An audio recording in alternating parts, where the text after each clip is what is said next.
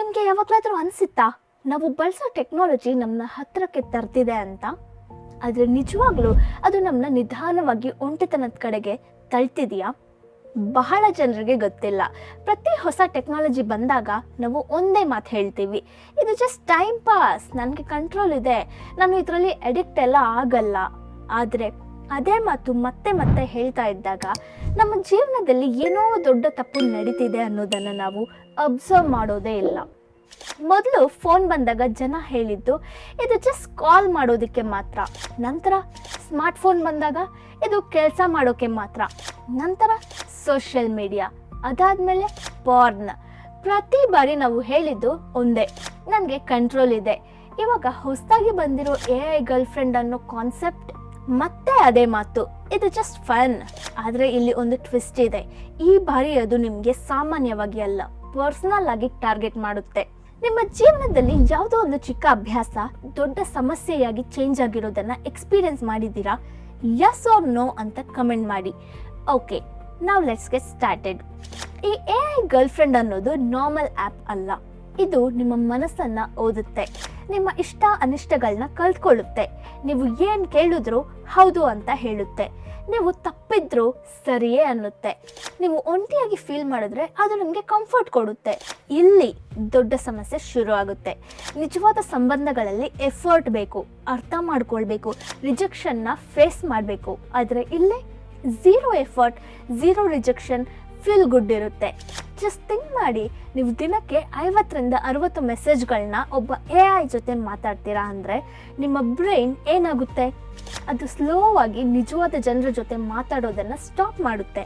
ಯಾಕಂದರೆ ಇಲ್ಲಿ ಅದು ಈಸಿ ಇರುತ್ತೆ, ಆದರೆ ರಿಯಾಲಿಟಿಯಲ್ಲಿ ಅದು ಕಷ್ಟ. ಇದು ಕೇವಲ ಒಂದು ಕೋಡ್, ಒಂದು ಸಾಫ್ಟ್ವೇರ್. ಅದರಲ್ಲಿ ಫೀಲಿಂಗ್ಸ್ ಇಲ್ಲ, ಅದರಲ್ಲಿ ನಿಜವಾದ ಪ್ರೀತಿ ಇಲ್ಲ. ಆದರೆ ಅದು ನಿಮ್ಮ ಭಾವನೆಗಳನ್ನ ಬಳಸ್ಕೊಂಡು ನಿಮ್ಮನ್ನು ಹಿಡ್ಕೊಳ್ಳುತ್ತೆ. ಇಲ್ಲಿ ಡೋಪಮೈನ್ ಅನ್ನೋ ಹಾರ್ಮೋನ್ ನಿಮಗೆ ಹ್ಯಾಪಿ ಫೀಲಿಂಗ್ ಕೊಡುತ್ತೆ. ಮತ್ತೆ ಮತ್ತೆ ಅದೇ ಎಕ್ಸ್ಪೀರಿಯನ್ಸ್ ಬೇಕು ಅನಿಸುತ್ತೆ. ಇದು ಸಿಗರೇಟ್ನ ಹಾಗೆ. ಮೊದಲ ದಿನ ಟ್ರೈ ಮಾಡ್ತೀವಿ, ಏನೂ ಆಗಲ್ಲ ಅಂತ. ಆದರೆ ನಂತರ ಅದು ಅಭ್ಯಾಸ ಆಗುತ್ತೆ, ನಂತರ ಅದು ಅಗತ್ಯ ಆಗುತ್ತೆ.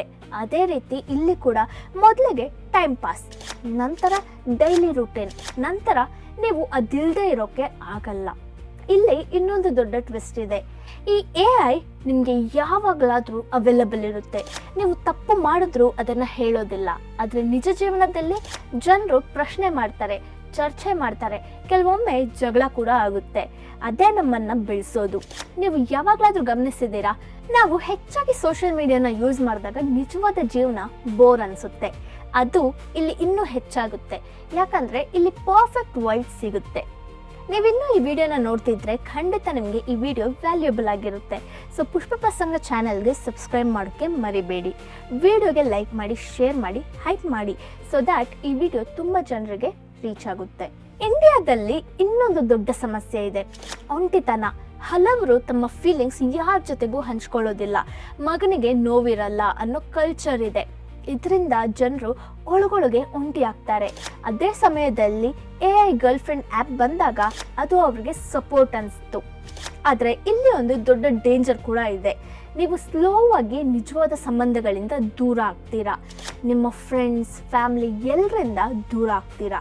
ನೀವು ಮತ್ತು ನಿಮ್ಮ ಫೋನ್ ಮಾತ್ರ ಇರುತ್ತೆ.